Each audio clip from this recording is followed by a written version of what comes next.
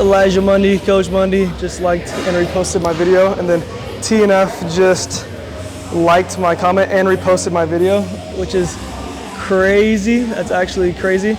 But yeah, so I encourage you guys to go check it out on TikTok. It's just a dumbass video, but if this brings more people to my page for that reason, I hope that it, you know, people get the message that I'm trying to deliver. That is actually a good message at the end of the day. It's funny that I do mostly serious type of content, and then I post something that's just dumb as shit, and it's kind of popping off right now. But yeah, I encourage you guys to go check out that video and maybe my TikTok page as well.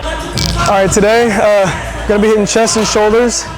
I found out yesterday that my patella tendon is partially torn, but it's not gonna require surgery, so I should be able to push through it and not have too much of an issue. Just gonna do a lot of stable machine movements to where I'm not having to use leg drive at all whenever I'm targeting my chest. And yeah, I'm just gonna try to navigate through this injury with all my workouts and explain to you guys how I do that. So that's kind of what today's gonna be. It's not gonna be as much of a message that I'm trying to deliver. It's gonna be more so me just recording my workout and telling you guys how I'm finding that stability and still going to get a good workout working through an injury. So I'm warming up here. I'm gonna record probably just my 2 working sets. So I'm gonna pause here and then I'll come back then. All right, we're gonna do 276. This is pretty true to weight, so this is probably gonna be relatively heavy. I'm gonna do the best I can to stabilize myself with one leg. But I put these pads here because the resistance is kind of like nothing at first. So it's so I keep that resistance and keep that tension throughout, even at the lengthened portion. And it should keep me locked in a lot with just the pressure between my back and this, and then also with my legs. So I shouldn't have to put any pressure on this left leg and still be able to lift pretty heavy. So we'll see how this goes.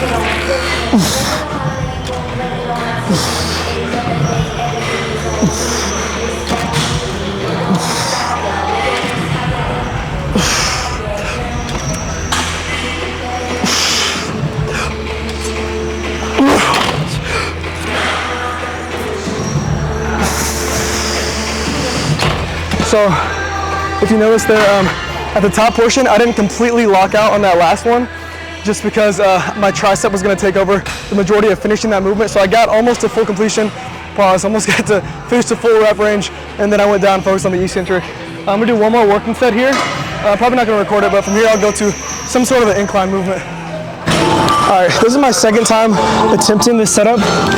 Shit's weird as hell, but it's what TNF says works, so I'm gonna try it. I'm here, I'm adding the stoppers this time, then I'm a little bit more of an incline. I don't feel it a whole lot in my upper pec, but it doesn't matter how much you feel something. It's about the muscle mechanics and how you're aligned whenever you are performing it. So it should be targeting my upper pecs through deflection, how I have my elbows tucked in, and then how they're moving throughout the movement. This should work. I did my last set here, it felt kind of weird, but you know, just adapting to new movements. So we'll see how this works. This will be my last set, and then I'll go to something else that's upper pec oriented as well.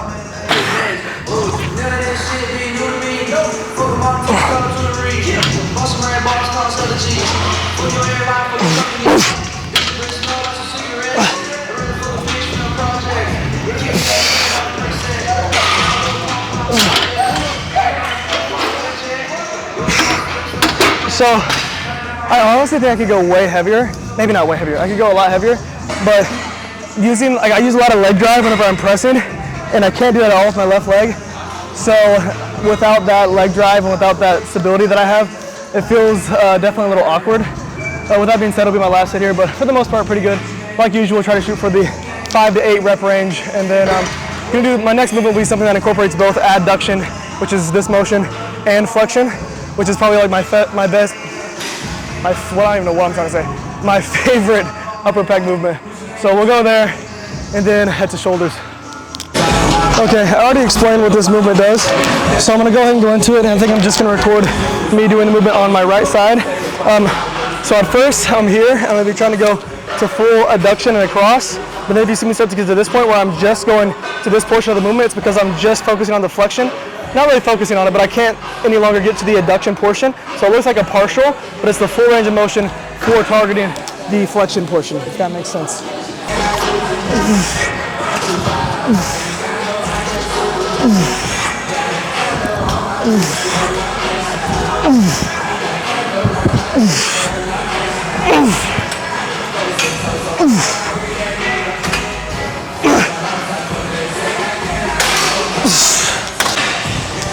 All right, I'm gonna do 4 working sets here, just because for the side delt, this is by far the best movement that I've found and what works best for me and what has been working.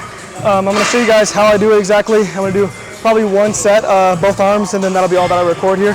I like to put this pad on this machine, and then I will have it placed on my arm kind of like this with my wrist rolled back to keep it on my arm. So I'm going here 1 arm at a time so I can have that angle. So if I'm going both arms at the same time, it's hard to have your arms out in front of you at this 45-degree angle like I like to have it for the most side delt activation.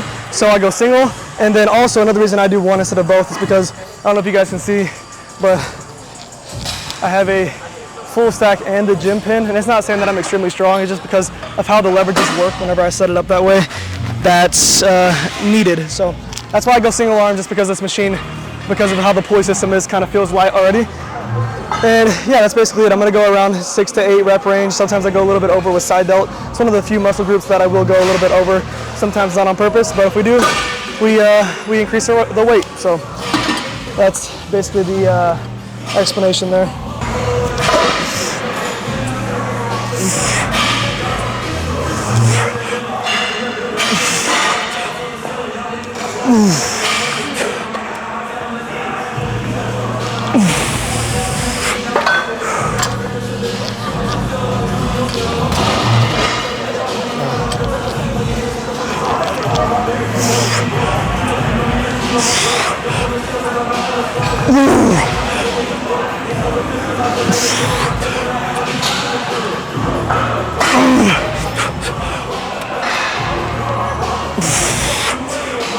The left side's a little bit more difficult just because I'm having to put more pressure on this knee, which hurts a little bit. My girlfriend's looking at me, which hurts a little bit.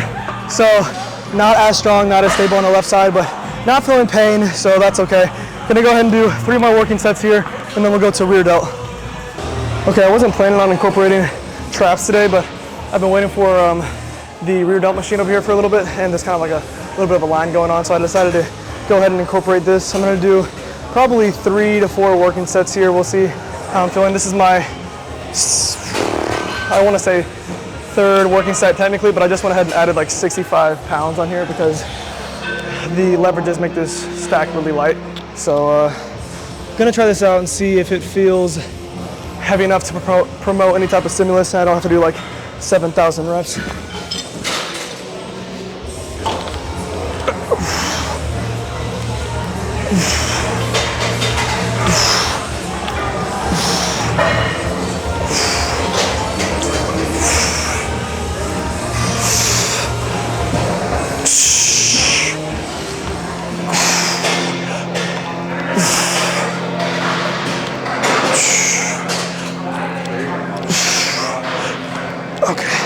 That's not ridiculously heavy. I'm probably gonna add a heavier dumbbell on there. The issue is I'm having to put like a lot of my weight onto my right leg, and that's the reason I'm not using dumbbells like I normally would, just because it's easier to balance whenever I have this type of stability here. So probably gonna put like a 90-pound dumbbell on there, see how that feels, and then that'll be my last working set here, and we'll go to some rear delt.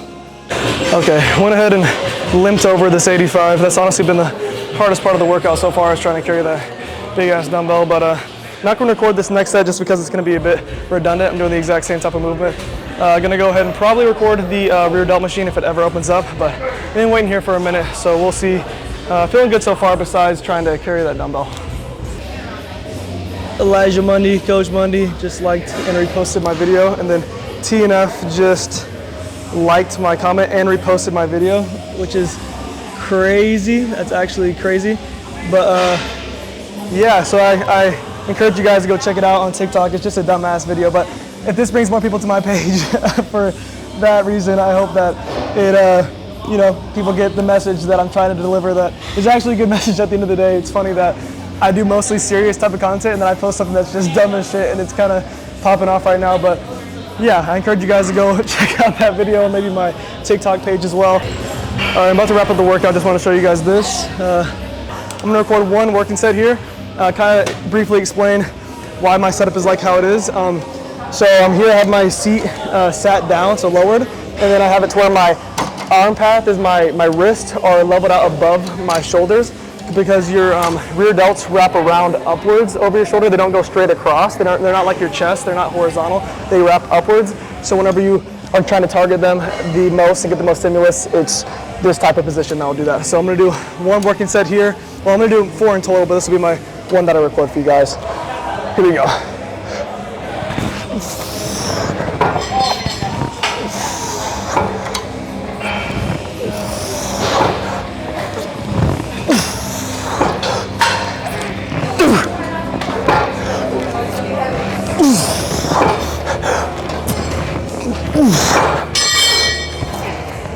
Okay, that was pretty heavy. I'm gonna go ahead and wrap up the video there just because me and Maddie are kind of in a rush to make it to dinner. But quick little chest and shoulder workout that I was able to get done while not using a whole lot of stability in my left leg. So if you guys do have any lower leg injuries and you're still trying to get a really good upper body workout, tap into my last couple videos and it kind of explains what I do to still get a decent amount of stimulus. So thank you guys so much for watching, and as always, have a blessed one.